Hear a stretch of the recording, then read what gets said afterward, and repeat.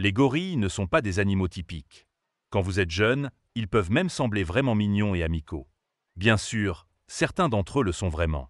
Cependant, en grandissant, nous découvrons que les gorilles ne sont pas toujours les animaux mignons et innocents que nous pensions.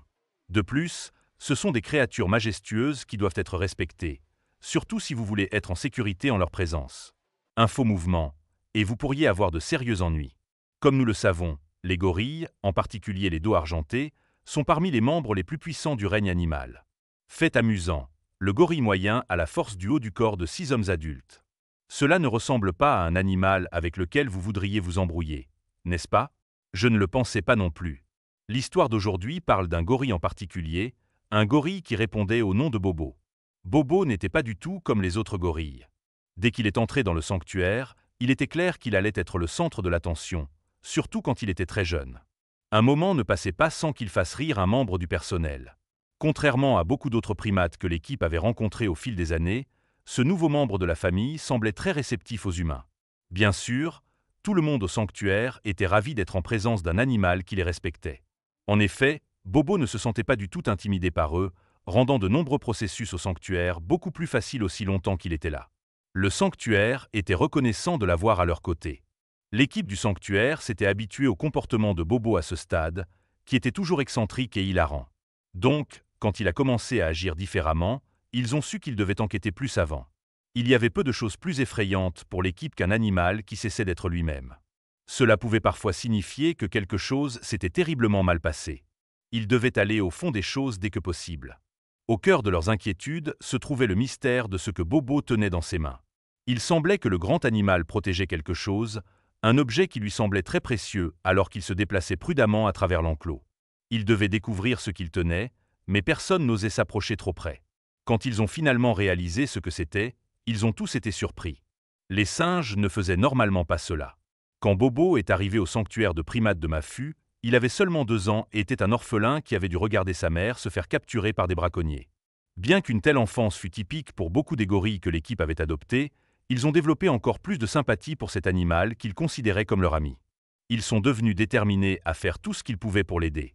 Quelques années ont passé, et Bobo a grandi pour devenir un adulte à part entière et serait l'alpha du sanctuaire. Maintenant, aucun braconnier n'oserait s'en prendre à lui. On pourrait penser qu'un gorille pesant plus de 300 livres serait assez imposant, mais Bobo avait un côté doux qu'il montrait à tous les autres singes et au personnel. Mais tous les singes mâles cherchent à devenir l'alpha, et Bobo était monté au sommet et ne laisserait personne le détrôner sans se battre. Les jeunes mâles Kibu et Nikom ont une fois défié Bobo pour sa position, mais ils n'ont jamais réussi et n'ont plus tenté de prendre le contrôle. APAC en Afrique était l'organisme de bienfaisance qui finançait le sanctuaire, qui compte plus de 300 singes et primates cherchant refuge dans ses enclos. Alissa avait élevé Bobo et le connaissait bien, donc quand il agissait de manière inhabituelle, elle savait qu'elle devait le surveiller de près et s'assurer qu'aucun autre primate ne serait en danger. Avant que son comportement ne change, Bobo se promenait toujours fièrement dans l'enclos. Mais plus récemment, il avait commencé à se cacher dans l'herbe haute chaque fois que les portes du sanctuaire se fermaient.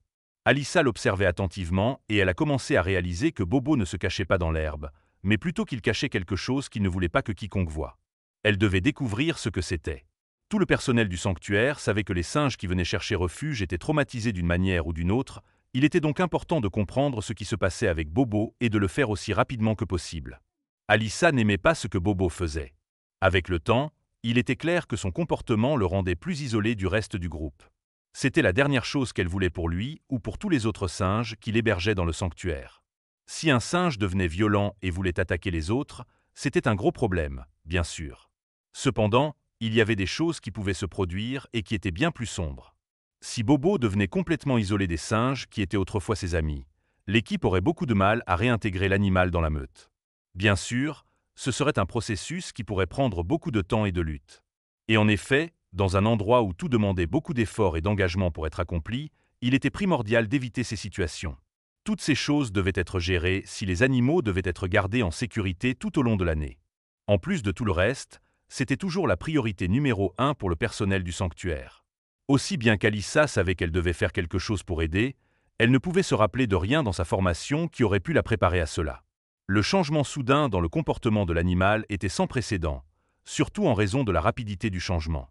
Elle se rappellerait toujours comment ce problème l'affectait même en dehors du travail. parfois même la réveillant en plein milieu de la nuit en se demandant comment elle allait surmonter cet obstacle. Quand les choses devenaient difficiles, elle ne pouvait rien faire d'autre que de se forcer à penser à sa motivation derrière tout cela. Avec la montée en popularité de la viande de brousse illégale et du commerce d'animaux, le sanctuaire de primates de Mafu a été ouvert et financé par APAC en Afrique. Il veillait sur les primates du Cameroun. Bien sûr, il y a déjà tellement d'espèces à travers le monde qui ont été affectées par la déforestation et la chasse. Maintenant, il est du devoir de nombreuses personnes de s'assurer que les animaux en voie de disparition restants soient protégés. Le personnel était dévoué et passionné. Ils avaient juré de faire tout leur possible pour aider et sauver ces primates. Ils étaient tous très sérieux à propos de cette promesse.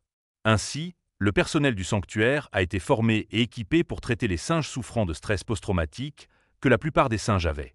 Ils feraient de leur mieux pour assurer le confort des singes au sanctuaire. Dévouée à son devoir, Alisa gardait un œil attentif sur Bobo, alors qu'il recommençait à se comporter étrangement et essayait de leur cacher quelque chose. Tout le personnel était préoccupé à ce stade, et cela avait même conduit certains d'entre eux à remettre en question les méthodes d'Alisa. C'était, bien sûr, la dernière chose dont elle avait besoin. Pendant que cela se produisait, elle faisait tout ce qu'elle pouvait pour ne pas écouter leurs paroles. Ne pouvait-il pas voir qu'elle faisait de son mieux pour arranger les choses? Pourquoi tout cela arrivait-il juste au moment où elle avait besoin de leur soutien? Même alors, Alisa était toujours sûre qu'elle pourrait trouver un moyen de traverser cette épreuve, qu'il y avait encore un moyen de prouver à tout le monde qu'elle savait ce qu'elle faisait. Mais un jour, les choses ont pris une tournure pour le pire. Après cela, elle n'était plus sûre de pouvoir faire confiance à l'un de ses collègues un jour. C'était Kate, la première amie qu'elle s'était faite pendant son séjour ici. Kate travaillait déjà au sanctuaire depuis quelques années au moment où Alisa est arrivée. À bien des égards, elle était devenue sa grande sœur adoptive, lui montrant tous les processus quotidiens que le personnel devait comprendre. Jamais de sa vie, elle ne se souvenait avoir été plus reconnaissante envers une autre personne. Mais ensuite, lorsqu'elle a entendu ce que son amie avait dit, tout a changé. Au début, cela semblait être juste une rumeur, peut-être quelque chose que les autres disaient juste pour l'embêter. Mais Alisa a rapidement découvert que c'était totalement vrai. Elle avait entendu que Kate n'avait plus confiance en elle, qu'elle n'aurait jamais dû être embauchée pour un poste aussi important que celui-ci. Alisa devait ignorer les paroles qu'elle entendait de la part du personnel. Elle savait mieux maintenant que de croire à leur commérage.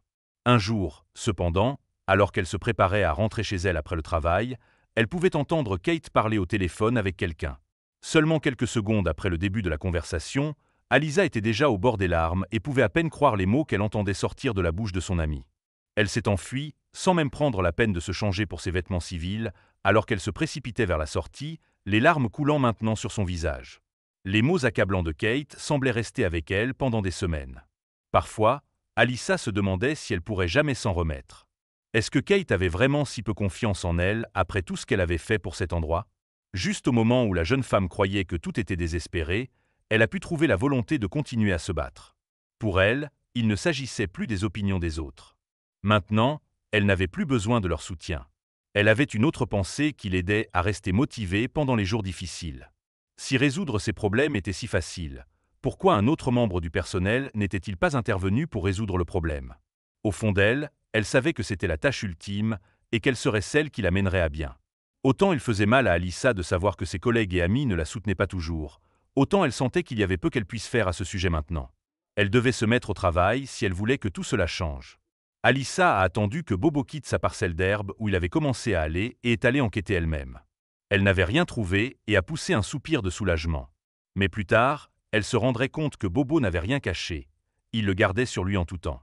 Bobo était généralement très amical avec le personnel du sanctuaire, mais chaque fois qu'Alisa essayait de se rapprocher de lui, il s'éloignait rapidement d'elle.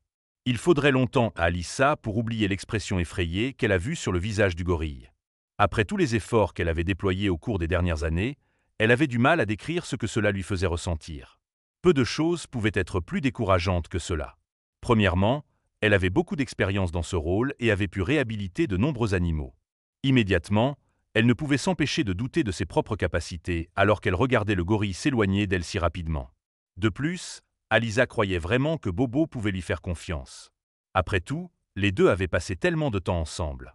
Dans le fond de sa tête maintenant, elle pouvait encore entendre les voix de tout le reste du personnel qui pensait la même chose, qui pensait qu'elle n'était pas faite pour ça.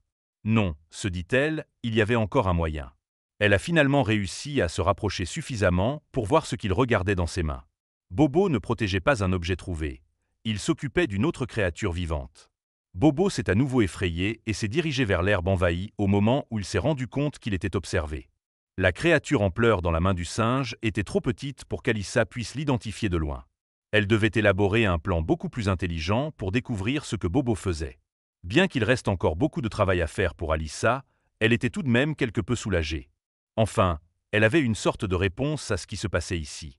Elle était un pas de plus près de résoudre ce problème maintenant. Déterminée à prouver qu'elle était à la hauteur de la tâche impossible, le petit animal poilu que Bobo touchait semblait parfaitement content de se reposer dans la main géante du gorille. Cela semblait étrange au personnel, car un rongeur serait plus susceptible de s'enfuir. Peut-être est-il blessé, pensa-t-elle. Avec une paire de jumelles, Alyssa pouvait rapidement voir que ce n'était pas un rongeur du tout. La petite créature était en réalité un primate. Le sanctuaire s'occupait de tant de singes qu'on pourrait penser qu'il serait normal qu'ils perdent de vue un ou deux d'entre eux, mais pas à Mufu, qui prenait grand soin de chaque animal. Donc, si le petit primate reposant dans les mains de Bobo ne venait pas du sanctuaire, d'où venait-il? Le primate qu'elle étudiait était un galago. Alyssa faillit laisser tomber ses jumelles en voyant l'animal pour la première fois. Enfin, elle avait une réponse à cette question impossible. Elle pouvait enfin mettre fin à tout cela. Il n'y eut que peu de résistance lorsqu'elle expliqua à tout le monde ce qu'elle avait découvert. D'une certaine manière, Alyssa se sentit un peu déçue, surtout en voyant que personne n'avait une grande réaction à ce qu'elle avait découvert. Beaucoup étaient simplement indifférents à la nouvelle. En fait, Kate était introuvable. Les paroles de son amie résonnaient encore dans l'esprit d'Alyssa, mais malgré cela, le fait qu'elle avait eu raison tout au long restait également avec elle. C'était cela qui comptait maintenant.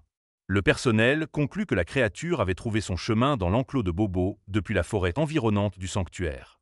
Le galago, également connu sous le nom de bébé de brousse en raison du cri qu'il émet, n'était pas le genre de primate dont il s'occupait habituellement à Mufu, et il ne confierait certainement pas cette responsabilité à un grand singe, même s'il traitait la petite créature comme si elle était la sienne. Bizarrement, le bébé de brousse ne montrait aucune peur de Bobo, se déplaçant autour de son corps et passant du temps à sauter dans une zone herbeuse avant de choisir de revenir vers Bobo. Mais elle ne fut pas seulement étonnée par le traitement spécial que le galago recevait de Bobo. Voir un bébé de brousse sauvage était très rare, surtout en considérant qu'il n'aurait pas dû être là du tout.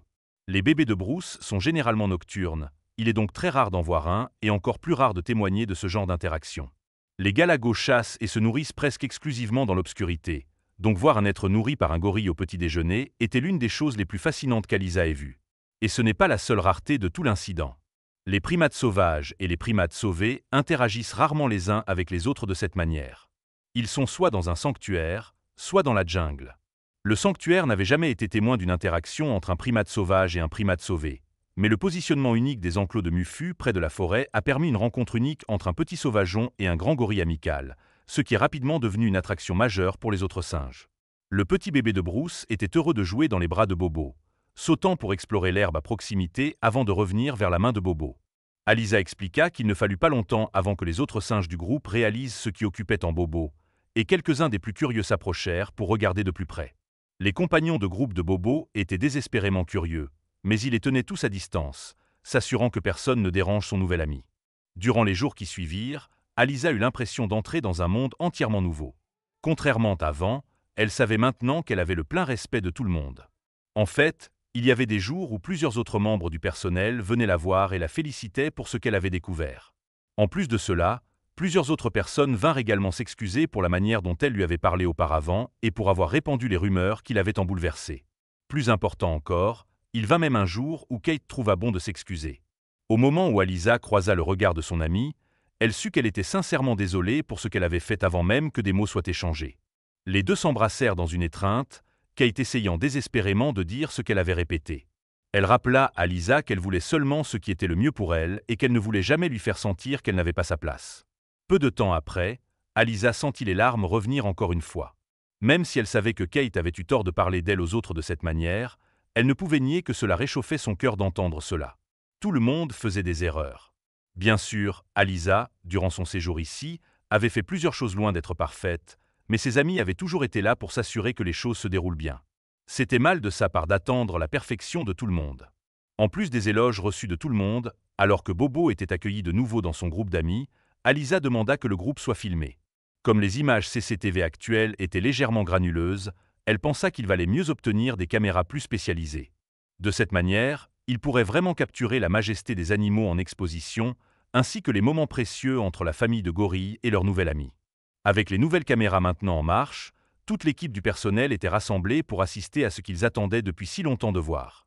Comprenant ce dont le petit invité avait besoin, Bobo offrit au Galago la chance de retourner dans son habitat naturel, le levant jusqu'à la branche d'arbre surplombant l'enclos. Alisa était ravie qu'ils aient réussi à capturer l'expérience en vidéo et que tout allait bien avec les singes. Heureusement, le personnel du sanctuaire avait capturé chaque minute de l'interaction unique sur vidéo. Ils la publièrent sur Facebook avec la légende « Notre gorille d'eau argentée, Bobo, s'est fait un nouvel ami surprenant cette semaine, un bébé de brousse sauvage ». Les soignants l'ont découvert berçant le petit primate lors de leurs contrôles matinaux et furent émerveillés de le voir le manipuler avec le plus grand soin. La vidéo devint rapidement virale, récoltant plus de 2000 commentaires et plus de 1,7 million de vues. Des personnes du monde entier et de tous horizons furent touchées par l'interaction réconfortante entre Bobo et son petit ami. La plupart des gens ont rapidement souligné que Bobo montrait une caractéristique dont nous pourrions tous apprendre. Ces gorilles ont une nature très nourricière et empathique.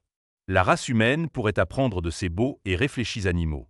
Un utilisateur a écrit « C'est exactement pourquoi j'aime les gorilles, parce qu'ils sont des géants incroyablement doux qui sont des animaux extrêmement intelligents. » Un autre a commenté « La vidéo qui a été publiée, ainsi que les milliers de commentaires qui sont arrivés en masse, montrent vraiment à quel point les apparences peuvent être trompeuses. » Bien que les gorilles du sanctuaire apparaissent certainement comme des monstres formidables, ce qu'ils peuvent bien sûr être, il y a un autre côté d'eux que tout le monde doit reconnaître. Sous leur extérieur puissant et peut-être même intimidant, il y a un cœur aimant et un respect pour leurs amis et voisins. Peut-être que les différents commentateurs ont raison. Il y a certainement beaucoup de leçons que nous pouvons tirer de ces animaux étonnants. Nous espérons que cette histoire inspire tout le monde à voir la vie d'une manière légèrement différente, surtout sur la façon dont nous traitons les autres, peu importe qui ils sont. C'est pourquoi il est très important que cette espèce en danger soit protégée. Malheureusement, ces grands singes sont menacés dans tout le bassin du Congo en raison de la conversion des forêts en projets d'agriculture industrielle. Bien sûr, il y a bien plus que nous pouvons apprendre sur cet animal fascinant. Il y a deux espèces de gorilles, le gorille de l'Est et le gorille de l'Ouest. Chacune d'elles est divisée en deux sous-espèces, le gorille de plaine orientale et le gorille de montagne, et le gorille de plaine occidentale et le gorille de la rivière Cross. Les gorilles, comme montré tout au long de l'histoire et tout ce qu'Alissa a vécu, sont très intelligents. Ils n'utilisent pas les outils autant que les chimpanzés, mais les gorilles sauvages ont été vus utilisant des bâtons pour mesurer la profondeur de l'eau, du bambou comme échelle pour aider les petits à grimper. Et récemment, les gorilles ont été vus pour la première fois utilisant des bâtons pour manger des fourmis sans être piqués. Ce que vous pourriez trouver encore plus surprenant, c'est que nous partageons 98,3% de notre ADN avec les gorilles, ce qui en fait nos plus proches parents après les chimpanzés et les bonobos. Malheureusement, les gorilles sont parmi les animaux les plus menacés du monde. Les organisations caritatives au Cameroun espèrent changer cela. Mais comme vous pouvez l'imaginer, un sanctuaire si grand a besoin d'un flux de trésorerie encore plus important pour continuer leur travail. Ils comptent sur les bénévoles et les dons du public. Créée en 1996, APE Action Africa a commencé comme une organisation caritative britannique appelée CWF, ou Fonds d'aide à la faune du Cameroun. L'objectif principal de l'organisation caritative était d'améliorer les conditions de vie des primates hébergés aux eaux de Mvogbetsi, à Yaoundé, au Cameroun. Au cours de 12 années de fonctionnement, le CWF a élargi sa mission pour fournir un sanctuaire aux orphelins sauvages du commerce illégal de viande de brousse, comme Bobo. Maintenant, avec plus de 300 primates sous sa protection, APE Action Africa est l'un des plus grands projets de conservation de ce genre en Afrique. Un groupe de gorilles établi dans le sanctuaire de primates est connu sous le nom de groupe de Bobo, qui se compose du dos argenté Bobo, de 2 dos noirs Cabo et Inimum, de 3 femelles Jasmine, Jerry et Avishag, et de son jeune idophile. La montée en popularité de Bobo sur Internet a aidé à sensibiliser sur la situation de ces animaux et sur les groupes caritatifs qui travaillent dur chaque jour pour préserver le patrimoine naturel du Cameroun pour les générations futures. Leur travail est vital. Outre le commerce de la viande de brousse, la perte d'habitat est l'une des autres grandes menaces pour la survie à long terme des primates du Cameroun. Le Cameroun possède plus de 20 millions d'hectares de forêts tropicales, mais elle disparaît rapidement en raison des pratiques de déforestation et de braconnage non durables. Mais tout n'est pas perdu. Bien que les gorilles soient toujours sur la liste des espèces menacées, il y a encore de l'espoir. Le docteur David Attenborough, qui a visité le Cameroun pour la première fois en 1979, a déclaré « Il est incroyablement encourageant de voir comment les efforts de tant de groupes, communautés, gouvernements et ONG différents ont porté leurs fruits. Les menaces pour les gorilles de montagne n'ont pas entièrement disparu, Bien sûr, alors maintenant le défi doit être de s'assurer que ces réalisations sont maintenues longtemps dans le futur.